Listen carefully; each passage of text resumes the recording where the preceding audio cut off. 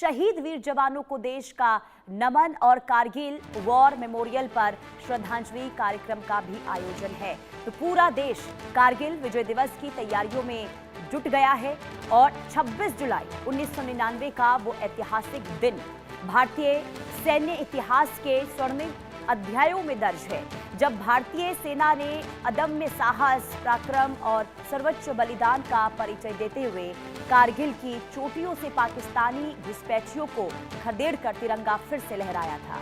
करीब 2 महीने तक चले इस युद्ध में भारतीय सैनिकों ने बेहद कठिन परिस्थितियों, दुर्गम पहाड़ियों और दुश्मन की ऊंची चौकियों के बावजूद विजय हासिल की है। ऑपरेशन विजय के तहत भारतीय सेना ने टाइगर हिल और तोलोलिंग और कई अहम चोटियां जहां पर दोबारा कब्जा कर देश की सीमाओं की रक्षा की। इस युद्ध में 500 से अधिक भारतीय जवानों ने सर्वोच्च बलिदान दिया। उनकी वीरता और देशभक्ति आज भी हर भारतीय को प्रेरित करती है। कारगिल विजय दिवस केवल एक सैन्य जीत का प्रतीक नहीं है, बल्कि देश के उन अमर वीरों को नमन करने का अवसर है जिन्होंने मातृभूमि की रक्षा के लिए अपने प्राण न्योछावर कर दिए। इस अवसर पर द्रास स्थित कारगिल वॉर मेमोरियल सहित देश भर में शहीदों को श्रद्धांजलि दी जा रही है। राष्ट्रपति, प्रधानमंत्री, रक्षा मंत्री और तीनों सेनाओं के प्रमुखों ने वीर शहीदों को नमन करते हुए उनके अदम्य साहस को याद किया है। देश भर में अलग अलग कार्यक्रमों के माध्यम से युवाओं को कारगिल के रणबांकुरों की वीर गाथा से अवगत कराया जा रहा है। इधर कारगिल विजय दिवस हमें ये याद दिलाता है कि देश की सुरक्षा के लिए हमारे सैनिक हर चुनौती का सामना करने के लिए सदैव तैयार रहते हैं और उनका बलिदान राष्ट्र के लिए सर्वोच्च प्रेरणा है। तो ऑपरेशन विजय की अमर गाथा और हर साल शहीदों को नमन किया जाता है। कारगिल वॉर मेमोरियल पर श्रद्धांजलि अर्पित की जाती है। उन्हें याद किया जाता है जिन्होंने देश की खातिर, देश की रक्षा की खातिर अपने प्राण को न्यौछावर किया है।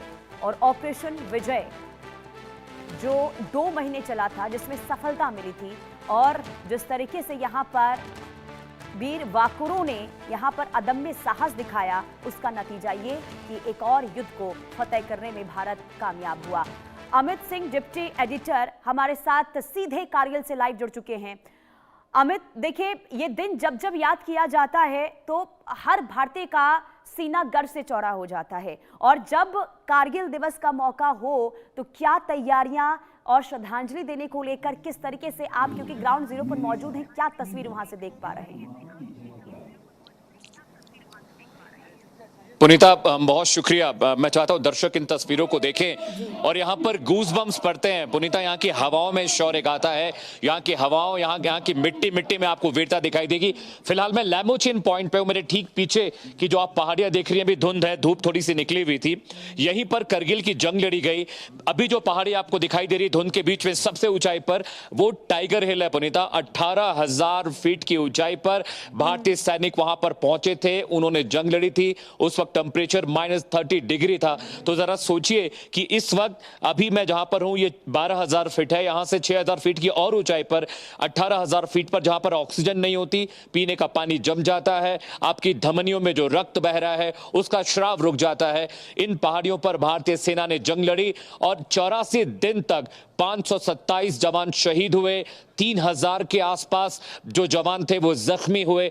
ये तस्वीर देखिए, यहां पर टाइगर हिल है और उसके ठीक बाईं तरफ वहां पर बत्रा टॉप है। कैप्टन बत्रा का जिक्र हर युवा के जबान पर रहता है। उन्होंने एक लाइन बोली थी, दिल मांगे मोर। इन्होंने 17 लोगों के साथ उस टॉप पर चढ़ाई की। बत्रा टॉप पर आर्टिलरी फायर हो रहे थे, मशीन गन से फायर चल रहा था। उसके बावजूद उन्होंने बत्रा टॉप को फतेह किया। 0.5353 उसको बोलते हैं। उसके ठीक राइट में फॉग है, लेकिन अब वो दिखने लगी वो पहाड़ी।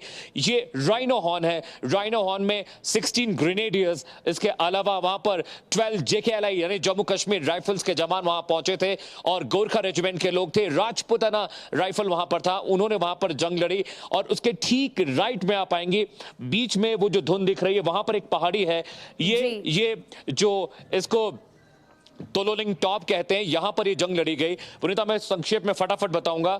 और हर साल 26 जुलाई को विजय दिवस मनाया जाता है। करगिल वॉर मेमोरियल पर उन शहीदों को नमन करने के लिए, श्रद्धांजलि देने के लिए, जिनकी छाती से जो खून बहा, उस खून से हम आजादी में सांस ले पा रहे हैं। और मेरे ठीक पीछे नीचे आप देखेंगे ये द्रास वैली है कि जब आर्टिलरी फायर हो रहे थे पुनीता, तो इस गांव में पाकिस्तानी गोले गिरते थे और बहुत सारे लोग यहां भी जख्मी हुए थे, उनको भी चोट आई थी। लैबेचिन पॉइंट पे हूं मैं, 12,000 फीट की ऊंचाई है, ऑक्सीजन बहुत कम है और यहां पर अभी टेम्परेचर करीब 6 डिग्री के आसपास है। तो जरा सोच कर देखिए पुनीता कि वहां पर टेम्परेचर कितना होगा।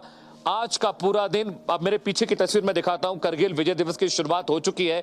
वहां पर शहीदों के परिवार जमा हुए हैं, जुटे हुए हैं, उनको मेमोरियल दिए जाते हैं, उनकी मेमोरीज साझा की जाती हैं। साथ ही साथ हर साल उनको नमन किया जाता है, उनको प्रणाम किया जाता है। लेकिन पुनीता, मैं आपको बताऊं कि कभी अगर किसी पत्रकार को मौका मिले तो उसको करगिल जरूर आना चाहिए। अगर आपको जीना है वो शौर्य वाला जीवन, अगर आपको देखना है कि हवाओं में अगर शौर्य बहता है तो उसका मतलब मायने क्या होता है। इतनी ऊंचाई पर हमारे भारतीय सेना के जवान जोखिम में अपनी जान डालकर देश की सेवा करते हैं, देश की रक्षा करते हैं। ये लेमुनचीद, मस्को वैली, द्रास वैली और सामने करगिल की पहाड़ियां हैं। ये बहुत अप्रतिम है पुनीता, अप्रतिम है। और यहां आने के बाद सच में भारतीय होने का गौरव महसूस होता है, फख्र महसूस होता है, क्योंकि भारतीय सेना ने जो किया है हम देशवासियों के लिए उसको शब्दों में वर्णित नहीं किया जा सकता। और बिल्कुल अमित, और जब आप ग्राउंड जीरो पर मौजूद हैं तो जिस शौर्य गाथा की आप बात कर रहे हैं उसे आप यकीनन देखिए महसूस भी कर पा रहे होंगे। और कारगिल दिवस सिर्फ एक दिवस नहीं है, बल्कि ये हर भारतीय के लिए, खास करके भारतीय सेना के बलिदान का ये प्रतीक है, साहस का ये प्रतीक है। और ऐसे में हर साल देखिए कार्यक्रम का आयोजन होता है, लेकिन जरा ये भी बताइए कि इस बार कार्यक्रम कितना अलग रहने वाला है, वीरों को याद करने के लिए क्या वहां पर तैयारियां की गई है और किस तरीके से वहां पर, क्योंकि जब जब कारगिल दिवस होता है लोगों में भी भारी उत्साह देखने को मिलता है, लोग वहां पर पहुंचते हैं, जो तस्वीरें में भी हम देख पा रहे थे, कई लोग वहां पर मौजूद हैं। अगर आप उनसे भी बातचीत कर पाए तो जरा उनसे भी बातचीत कीजिए, क्या वो समझ रहे हैं कारगिल दिवस को लेकर। देखिए पुनीता, रक्षा मंत्री राजनाथ सिंह साहब आने वाले हैं, वो कल यहाँ पर आएंगे और नए जो आर्मी चीफ है जनरल धीरज सेठ वो वहाँ पर आने वाले हैं। लेकिन अभी जो आर्मीज की फैमिली हैं उनको फैसिलिटेट किया जा रहा है आर्मी के प्रोग्राम में और वहाँ पर मीडिया को अलाउ नहीं किया गया अभी जाने के लिए। हालांकि मैंने बहुत सारे लोगों के इंटरव्यूज करके दर्शकों के लिए भेजे हैं, लेकिन मैं बताऊँ इस बार अलग इसलिए भी है पुनीता, क्योंकि इस बार जब हम यहाँ पर पहुंचे, देखिए मैं आपको बताऊं, अभी मैं यहाँ पर खड़ा हूं तो दुश्मन जो पोस्ट है, पाकिस्तानी पोस्ट, वो हमें देख सकती है। जो पीछे जो मैंने आपको राइनो हॉल और तोलोलिंग दिखाया है, वहां पर भारतीय सेना की भी चौकियां हैं और वहां से ठीक 500-700 मीटर पे आगे पाकिस्तान की चौकी है। तो जिस वक्त मैं यहाँ पर खड़ा हूँ, पाकिस्तान सेना हमें देख सकती है, इस पूरे कार्यक्रम को देख सकती है। इस बार थोड़ा सा सिक्योरिटी ज्यादा टाइट है पुनीत, क्योंकि ऑपरेशन सिंदूर के बाद इंडियन आर्मी ने बहुत सारे प्रिकॉशन ज्यादा लिए हैं, यानी हमारे इक्विपमेंट, हमारी मशीनरी, आर्मी की आइडेंटिफिकेशन, सब कुछ बहुत सख्त कर दिया गया। हमें अलाउ नहीं है, हम वैली में कहीं भी जाएंगे तो सेना के जवानों के साथ जाना है। हमें एक ऑफिसर अपॉइंट किया गया हमारे लिए, जो हमें हमारे हर मूवमेंट को ट्रैक कर रहा है, हमारे हर मूवमेंट को देख रहा है। हम अपने मन से न खा सकते हैं, न कहीं जा सकते हैं। इस बार सिक्योरिटी ज्यादा बीफ्ड अप है। और वैली में जब इस बार मैं आया, मैं हर साल आता हूं करगिल विजय दिवस पे, लेकिन जब इस बार मैं आया तो मैंने देखा कि यहां पर पूरी वैली को छावनी में तब्दील कर दिया गया है, क्योंकि ऑपरेशन सिंदूर और जिस तरह से वैली में हमले हुए, पहलगाम हमला हुआ, उसके बाद से सेना बहुत ज्यादा प्रिकॉशन ले रही है। सिविलियंस को अलाउ नहीं है इन इलाकों में आने के लिए, बहुत सारी गाड़ियों को रोक दिया गया है।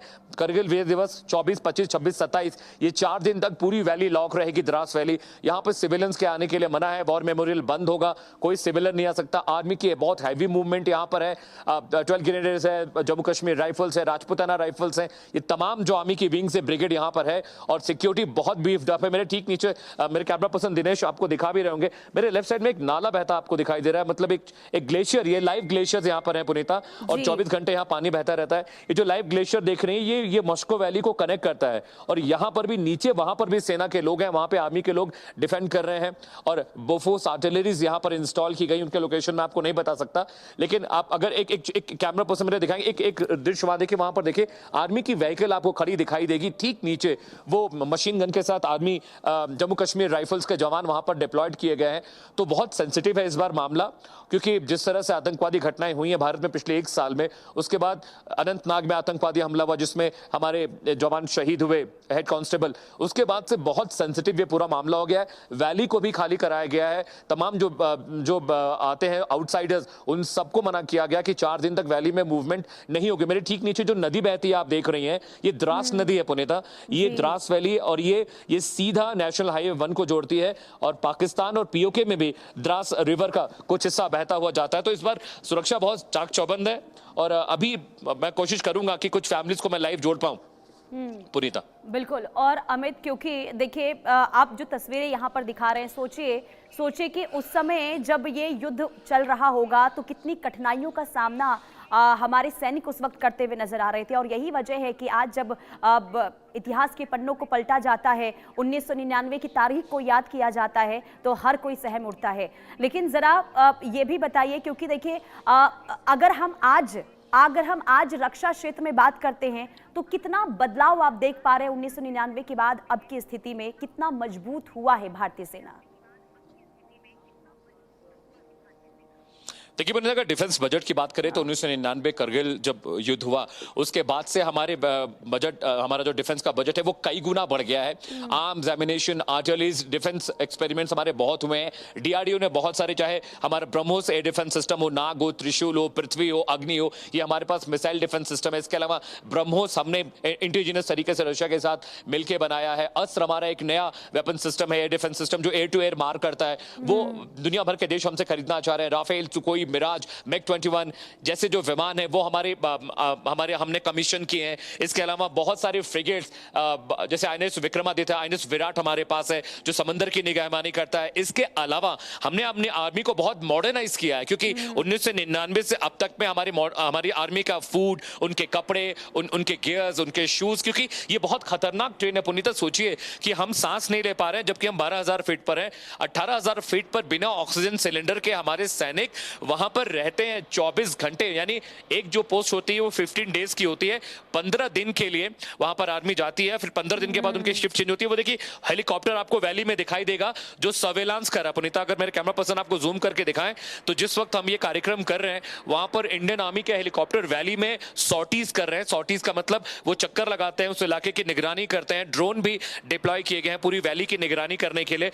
तो बहुत सेंसिटिव है, बहुत क्रूशियल है। और इंडियन आर्मी का बजट कई गुना बढ़ा है पुनीता। मैं आपको बताऊं, मैं तब मतलब पिछले 10 साल से मैं विजय दिवस कवर कर रहा हूं, तो जब मैं पहले आता था तब टैक्टिकल पोजीशन, आर्मी के वेपन्स, उनके गियर्स को देखकर अब हम देखते हैं तो बहुत तब्दीली है। जैसे कि जो बुलेट प्रूफ जैकेट पहले आर्मी पहनती थी उसका वजन 15 से 17 किलो होता था, लेकिन अब जो वो बुलेट जैकेट्स पहनते, बुलेट प्रूफ जैकेट, उनका वजन 5 किलो है। उनकी टैक्टिकल कैप्स का वजन कम हो गया है, उनके शूज का वजन कम हो गया। अब उनके शूज जो है वो -15 डिग्री में भी उनके अंगूठे, उनके पैर खराब नहीं होंगे। उनके ग्लव्स, जो टैक्टिकल ग्लव्स है वो बहुत अच्छी क्वालिटी के हैं। उनका फूड, अब जो खाने के लिए और पीने के लिए डिप्लॉयमेंट पुनीता होता है वो बहुत अच्छे तरीके से होता है। पहले हफ्ते भर का खाना आर्मी ऊपर भेजा करती थी, लेकिन अब महीने भर का राशन जाता है। और इन वैलीज में देखिए, इन रास्तों पर गाड़ियां नहीं जा सकती। इंडियन आर्मी के जवान पैदल इस टेरेन पर चढ़ते हैं, तो जो उनकी पोस्ट है वहां से उतरने में 10 घंटे और जाने में 10 घंटे लगते हैं। तो सोचिए कि आपकी शिफ्ट लगे अगर ड्यूटी पर आने के लिए और उस शिफ्ट में पहुंचने के लिए आपको 10 घंटे पहले निकलना पड़े अपने बैरक से, तो सोचिए कितना ज्यादा मेंटल टफनेस की जरूरत है। इंडियन आर्मी के जवान कितने टफ हैं कि वो 10 घंटा चलकर अपनी शिफ्ट के लिए जाते हैं, फिर शिफ्ट कर 10 घंटा उनको नीचे उतरने में लगता है। इसीलिए इंडियन आर्मी ने 15 डेज की शिफ्ट डिप्लॉयमेंट की है कि 15 दिन हर रेजिमेंट का जवान, उनकी टुकड़ी ऊपर जाती है, वो वहां 15 दिन अपना ड्यूटी करती है, फिर 15 दिन के बाद वो वैली में नीचे आती है। लेकिन वो तब है जब नॉर्मल सिचुएशन है पुनीता। जब बर्फ पड़ने लगती है तो वो टुकड़ी महीने 2-2 महीने ऊपर रहती है। खाने पीने का सामान जम जाता है, पानी में उबाल कर दाल चावल सब्जियां खानी पड़ती हैं। ड्राई फ्रूट्स जम जाते हैं तो ड्राई फ्रूट्स को भी उनको पानी में डालकर डिप करके रखना पड़ता है। बहुत मुश्किल टेरेन है। एक कॉफी भी 18,000 फीट पे पहुंचाने, यानी जो 10 रुपए की कॉफी है पुनीता, उसकी कीमत 1,000 रुपए पड़ती है इंडियन आर्मी को। फ्यूल, आर्मी और पूरे इक्विपमेंट के साथ वो एक कप कॉफी 18,000 फीट पर पहुंचती है। इसीलिए इंडियन आर्मी कहती है never waste a drop of a coffee, क्योंकि कॉफी या कोई भी फूड मटेरियल है उसकी असल कीमत से 100 गुना कीमत आर्मी चुकाती है अपने जवानों को देने के लिए। और जो कठिनाइयां आप बता रहे हैं यहाँ पर, सोचिए कि अगर मौजूदा स्थिति में अगर 1999 जैसी स्थिति बनती है तो माउंटेन अगर वॉरफेयर की अगर हम बात करते हैं तो बहुत हालात जो है बदल जाते हैं। उस सिचुएशन में किस तरीके से भारतीय सेना जो है इस वक्त तैयार नजर आ रही है ग्राउंड जीरो पर? देखिए पुनीता, अब उसके लिए इंडियन आर्मी ने एक अपना high altitude war school establish किया इंडियन आर्मी ने। वहां पर वो आर्मी के जवानों को हाई ऑल्टीट्यूड वॉर के लिए प्रेप करते हैं। 1 साल की ट्रेनिंग होती है इंडियन आर्मी में। जब भी नेशनल डिफेंस एकेडमी के थ्रू या और भी जरियों से जब इंडियन आर्मी में जवान दाखिल होते हैं तो उनको भेजा जाता है। ये सोनमर्ग के पास है हाई ऑल्टीट्यूड ट्रेनिंग जो कैंप है। वहां पर इंडियन आर्मी के जवानों को ऊंचाई पर कम ऑक्सीजन में माइनस टेम्परेचर में ट्रेनिंग दी जाती है। उस ट्रेनिंग के बाद फिर वो करगिल, द्रास, बटालिक, लेह, लद्दाख, सियाचिन और दौलतबर्ग ओल्डी जैसे इलाकों में डिप्लॉय होते हैं। मेरे दाएं तरफ जो देख रही हैं ये रास्ता श्रीनगर को जोड़ता है।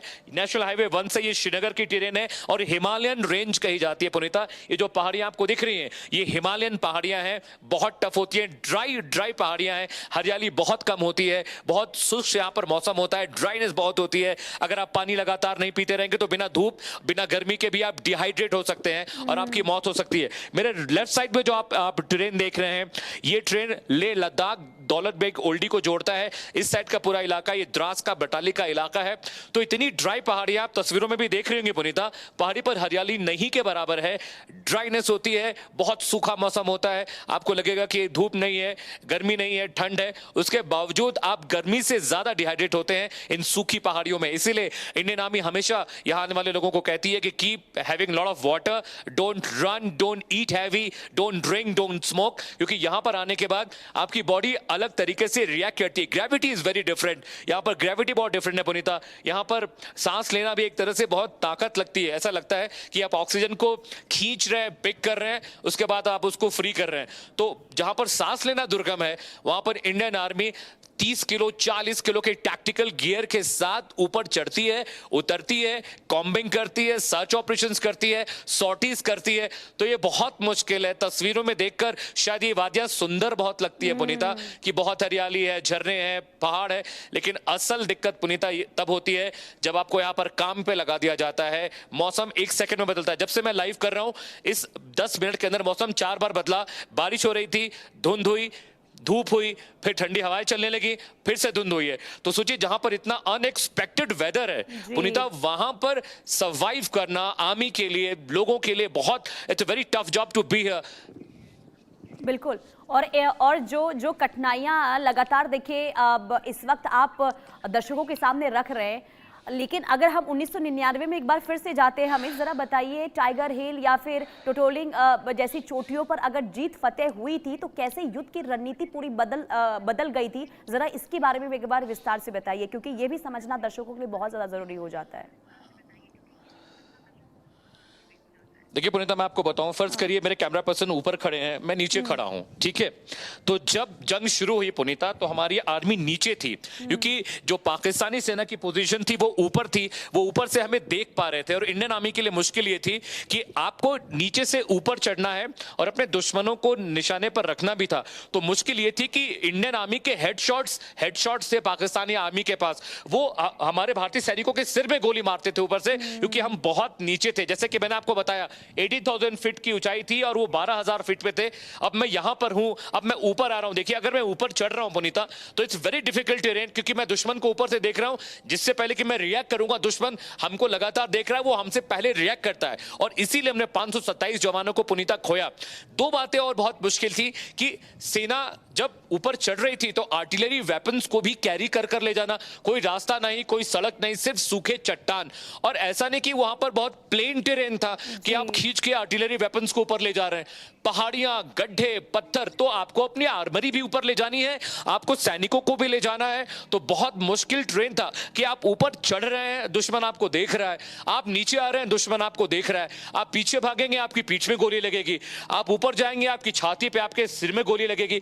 तो इंडियन आर्मी के लिए बहुत मुश्किल था। इसीलिए this is called one of the bravest, one of the difficult mountain terrain war ever fought in military history.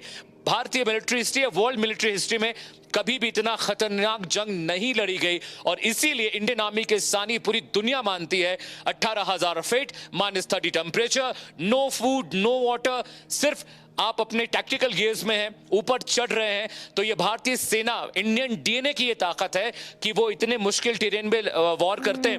मैं तस्वीरें फिर से दिखाता हूं, थोड़ी धुंध साफ हुई है Punita. I hope you can see. मेरे पीछे देखिए, अब टाइगर हिल बिल्कुल साफ दिख रहा है, बिल्कुल साफ दिख रहा है। वो धुंध, वो पहाड़ियां और उसके बीच में टाइगर हिल चमकता हुआ आपको दिख रहा है। उसके ठीक लेफ्ट में आपको बत्रा टॉप दिख रहा है। यही दो पहाड़ियां जिनको कब्जा करने के लिए इंडियन आर्मी के सबसे ज्यादा जवान शहीद हुए, उनकी जान गई, क्योंकि ये एकदम पीक, स्ट्रेट पीक था पुनीता, और वहां पर जाना चढ़ना बहुत मुश्किल काम था। इस वजह से हमने ज्यादा जवान अपने खो दिए। और देखिए अभी भी सॉर्टीज चल रही हैं। इंडियन आर्मी का तीसरा ये हेलीकॉप्टर है जिसको हम देख रहे हैं। ड्रोन्स भी यहीं उड़ रहे हैं मेरे सामने, आप देखिए कि उनको पता है कि यहाँ पर मीडिया है, उनको पता है कि शहीदों का परिवार यहाँ पर पहुंचा हुआ है। इसलिए आतंकवादी गतिविधियां, आतंकवादी घटनाएं कभी भी कहीं भी हो सकती हैं पुनीता। ये सॉर्टीज चल रही हैं और जैसा कि मैं आपको बता रहा था, तो इसीलिए जंग ज्यादा मुश्किल थी। आप देखिए मेरे सामने पुनीता, नीचे से चढ़ना है और सिर्फ ऊपर पहाड़ियां हैं, तो कैसे आप दुश्मन से जंग लड़ पाएंगे। और जो फिजिक्स है वो ये कहती है कि जब आप नीचे से निशाना लगाते हैं तो गोली को ज्यादा फ्रिक्शन, ज्यादा एयर मिलती है, स्पीड कम हो जाती है। लेकिन जब आप ऊपर से गोली चलाते हैं तो फ्रिक्शन भी ज्यादा होती है, स्पीड भी ज्यादा होती है, पेनिट्रेशन भी ज्यादा होता है। तो ये मुश्किल भी थी कि जो नेचुरल सिचुएशन थी वो भी हमारे खिलाफ थी, टैक्टिकल सिचुएशन भी हमारे खिलाफ थी। इस वजह से भी ये जंग बहुत मुश्किल थी इंडियन आर्मी के लिए। लेकिन देखिए, कहते हैं कि शौर्य और बल के सामने ईश्वर भी कभी कभी नमन हो जाता है जब इंसान अपनी पर आता है। और इसीलिए ये जंग सिर्फ एक जंग नहीं थी पुनीता, ये एक ऐसी लड़ाई थी जो पूरी दुनिया में इतिहास बन गई है, इतिहास बनकर रहेगी। और कभी भी किसी भी देश के मिलिट्री या आर्मी ने इतनी डिफिकल्ट लड़ाई, इतनी डिफिकल्ट जंग नहीं लड़ी है। क्योंकि हर साल जब मैं आता हूं तो हर साल एक नई कहानी, एक नई वीर गाथा मुझे यहां पर जानने और समझने के लिए मिलती है। और जितनी बार मैं ये बातें कह रहा हूं पुनीता, मेरे गूज़बम्प्स बढ़ते हैं, क्योंकि यहां आने के बाद आप हवाओं में महसूस कर सकती हैं कि ये इलाका, ये वैली भारतीय सपूतों की है। और आप बता रहे हैं तो यकीनन देखिए मैं भी महसूस कर पा रही हूँ उस चीज़ को, और दर्शक भी महसूस कर पा रहे होंगे। लेकिन सोचिए कि अब तो नई तकनीक का इस्तेमाल युद्ध में होता है। अमित, सोचिए कि ड्रोन, जो आप दिखा भी रहे हैं कि ड्रोन से निगरानी रखी जा रही है, इसके अलावा सैटेलाइट का भी इस्तेमाल हो रहा है निगरानी रखने के लिए। उस वक्त आप सोचें ये तकनीक तो थी नहीं, लेकिन आज के दिनों में जब ये इन तकनीकों का इस्तेमाल हो रहा है तो क्या इन चोटियों पर ये तकनीकें वाकई में मददगार साबित हो सकते हैं क्या? देखिए पुनीता, हमें हमारे साथ अभी जो अच्छी बात यह है कि डीआरडीओ और इसरो ने जो हमारी डिफेंस सैटेलाइट डिजाइन की है उसके जरिए हम इस पूरे टेरेन को मॉनिटर कर सकते हैं। हमारे जो मिलिट्री ड्रोन्स हैं वो इस पूरे टेरेन पर जाकर चप्पे चप्पे की निगरानी कर सकते हैं। कश्मीर में दिक्कत यह है कि वहां पर चिनार के बहुत बड़े बड़े पेड़ हैं पुनीता, तो वहां पर सर्विलांस बहुत मुश्किल होता है क्योंकि पेड़ों की वजह से जमीन दिखाई नहीं देती। यहाँ अच्छी बात यह है कि यहाँ पर आपको नेविगेशन बहुत क्लियर होता है, नेविगेशन बहुत क्लीन होता है। तो यहाँ पर ड्रोन के जरिए, सैटेलाइट के जरिए निगरानी की जाती है। इसीलिए पाकिस्तान हिमाकत नहीं कर पाता, क्योंकि पाकिस्तान की एक भी मूवमेंट होती है तो हमारे जो सैटेलाइट है, हमारे जो ड्रोन सिस्टम है, और हमने यहाँ पर जो अपना सर्विलांस सिस्टम इंस्टॉल किया इंडियन आर्मी ने, वो हर मूवमेंट को ट्रैक करता है। मैं आपको एक चौकी दिखाता हूँ, इंडियन आर्मी की एक पोस्ट आपको दिखा रहा हूँ। देखिए यहाँ पर सीधा मेरे कैमरा पर्सन आपको दिखाएंगे, द्रास वैली के ऊपर वो हमारी एक टैक्टिकल पोस्ट है जहां पर इंडियन आर्मी डिप्लॉयड है और वहां पर हमारा सर्विलांस सिस्टम डिप्लॉयड, हमारा रेडियो सिस्टम डिप्लॉयड है। वहां से भी बहुत सारी निगरानी इंडियन आर्मी के जवान करते हैं, उन रिजेस की, उन पहाड़ियों, चोटियों की जहां पर पाकिस्तान है। क्योंकि हमारे चौकी और पाकिस्तान की चौकी में सिर्फ 1500 मीटर की दूरी है और दोनों एक दूसरे को लगातार देखते रहते हैं। मेरे कैमरे में उतना जूम नहीं है तो मैं आपको पाकिस्तानी फ्लैग भी दिखा देता, क्योंकि बाइनोक्यूलर से अभी मैंने यहां पर देखा है, वहां पर पाकिस्तानी फ्लैग बिल्कुल विजिबल है पुनीता। आप देख सकते हैं पाकिस्तानी चौकी और इंडियन चौकी, भारतीय झंडा और पाकिस्तानी झंडा मैंने अपनी आंखों से भी देखा, बाइनोक्यूलर ड्रोनर के जरिए, हालांकि हमारे कैमरे में उतना जूम नहीं है, उतना फाइन जूम नहीं तो मैं आपको दिखाता। तो हमारी वो टैक्टिकल पोजीशन है, वहां पर इंडियन आर्मी का फ्लैग भी है, जो फ्रेम आपको दिखा रहे हैं मेरे कैमरा पर्सन दिनेश। तो यहां से हम सर्विलांस करते हैं और हर 5 घंटे में जो ड्रोन हमारे वो फ्लाई कर पुनीता वहां पर जाते हैं, टैक्टिकल पिक्चर्स लेते हैं। बिल्कुल बिल्कुल। और अमित देखिए, जो तैयारियां और जो यहाँ पर बदलाव हुआ है रक्षा क्षेत्र में, और यही एक बहुत बड़ी वजह है कि आज दुश्मन भी थर्राते हैं भारत से मुकाबला करने में। बहुत